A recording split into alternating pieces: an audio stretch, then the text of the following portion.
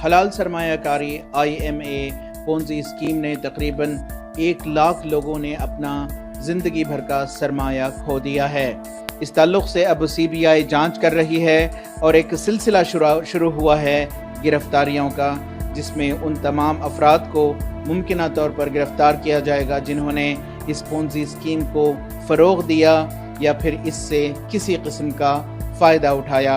अब इस सिलसिले में मुत्तहिदा महाज़ की जानिब से ये मुतालबा किया जा रहा है कि असम्बली में जो अपोजिशन है वो आवाज़ उठाए और जो मुतासिरीन हैं उनका सरमाया वापस दिलाने की कोशिश करे।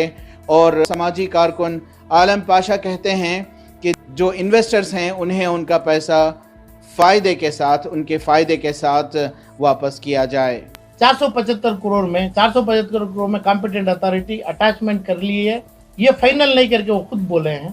और 475 करोड़ मंजूर अली खान क्लेम कर रहा है करके वो भी बताए हैं। तो इसलिए मेरे को ज्यादा जो शख्स जो बंदा अपनी लाइफ लॉन्ग का पैसा उसमें लगाए, हर आदमी का पैसा रिटर्न फायदे के साथ आए। ये नहीं कि भाई बोल दिया 3 महीने को इतना पैसा दे दिया तो क्या पैसा गंदा इलीगल पैसा है क्या?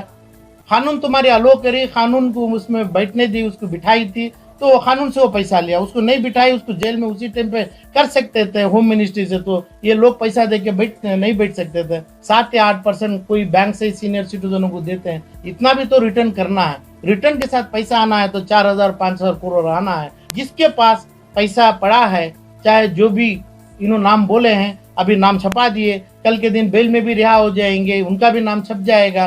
तो केसेस 1 लाख केसेस के ऊपर कॉग्निजेंस ऑनरेबल कोर्ट्स को लेने का हमें फैसिलिटेट करें। बहुत ही तकलीफ में हैं, परेशान हाल हैं, इसलिए हम ये चाहते हैं कि हुकूमत पूरी तंदही के साथ, पूरी चुस्ती के साथ पूरे एक इन्वेस्टिगेशन भी हो, और साथ ही साथ सबसे बड़ी बात यह है कि जिन्होंने सरमाया लगाया है अपना, उनको उनका पैसा वापस मिले। इसके लिए हम हुकूमत से अपील भी करते हैं और पुरुम्मीद भी हैं कि चूँकि क्लेम्स का काम शुरू हो चुका है, इस काम को जल्द से जल्द पाए तकमील तक पहुँचाएँ। बहुत बड़ा ज़्यादा वक्त इसमें ना लें, इसलिए कि तकरीबन 2 साल का अर्सा वैसे भी होने आ रहा है अभी तक। तो इस अरसे में बहुत सारे लोग, कोई बीमार जो थे उसमें से हो सकता है कि कुछ लोग इस दुनिया से जा भी चुके होंगे। इसलिए हम चाहते हैं कि और मज़ीद इसमें ताख़ीर न हो और जल्द से जल्द इस काम को पाए तकमील तक पहुँचाया जाए। ETV भारत के लिए बेंगलोर से रफ़ीक जब्बार की रिपोर्ट।